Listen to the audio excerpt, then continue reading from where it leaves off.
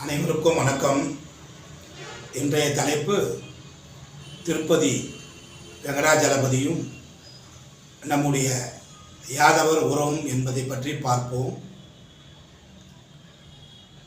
அரிது மனிதனாக பிறப்பது அரிது, அதிலும் யாதவர் குலத்தில் பிறப்பது மிக மிக அரிது என்று நம்மாழ்வார் கூறியதைப் போல, அன்று மகாபாரத போர் முடிந்த பிறகு மரியாதைக்குரிய காந்தாரி அவர்கள் நம் கிருஷ்ண பரமாத்மாவை பார்த்து, எனினம் அழிந்தது போல் உன்னினம் யாதவர் குல அழிய வேண்டும் என்று அப்போது அவர்கள் சொன்னபோது அதை மறுத்து நம்மை காத்து கொண்டிருக்கும் கிருஷ்ண பரமாத்மா கூறியது, நான் செய்தது அதர்மத்தை அழித்து தர்மத்தை நிலைநாட்ட வேண்டும் என்பதற்காகத்தான் இந்த செயல்களை செய்தேன்.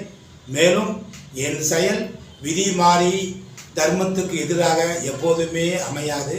காரணம், உலக பொது அனைவருக்காகவும் நான் தர்மத்தின் பக்கம் நிற்பவன் என்று கூறி நம்மை இன்று வரை யாதவனத்தை வழிநடத்தி நம்மை காப்பாற்றி கொண்டிருக்கின்றார் நம்முடைய குலக்கடவுள் எம்பெருமான் வெங்கடாஜலபதி என்பதை அனைவரும் அறிந்ததே.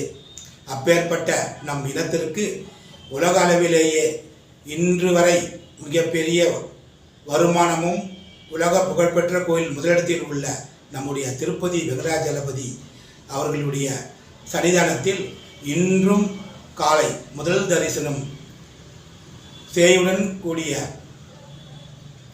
பசுமாடும் நம்முடைய யாதவின மக்களும் முதல் தரிசனம் பெற்ற பிறகுதான் மற்ற அனைத்து தரிசனங்களும் அந்த காலம் தொட்டு தற்போது வரை நடைமுறையில் உள்ளது என்றால், நம் இனத்தின் மேல் எம்பெருமான் கிருஷ்ண பரமாத்மா வைத்துள்ள அளவு கடந்த அன்பும் மரியாதையும் தான் காரணம் என்பது நம் இனத்துக்கு கிடைத்த மிகப்பெரிய ஒரு வெற்றி பாக்கியம் என்று தான் சொல்ல வேண்டும்.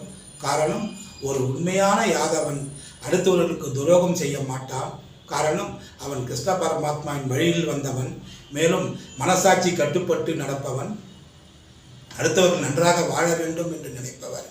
அதனாலேயே யாதவர் என்பது இடையன் என்று ஒரு சொல் உண்டு. காரணம், உயர்ந்தவனுக்கும் தாழ்ந்தவனுக்கும் இடையே உள்ளவன் எங்கள் இடையன்.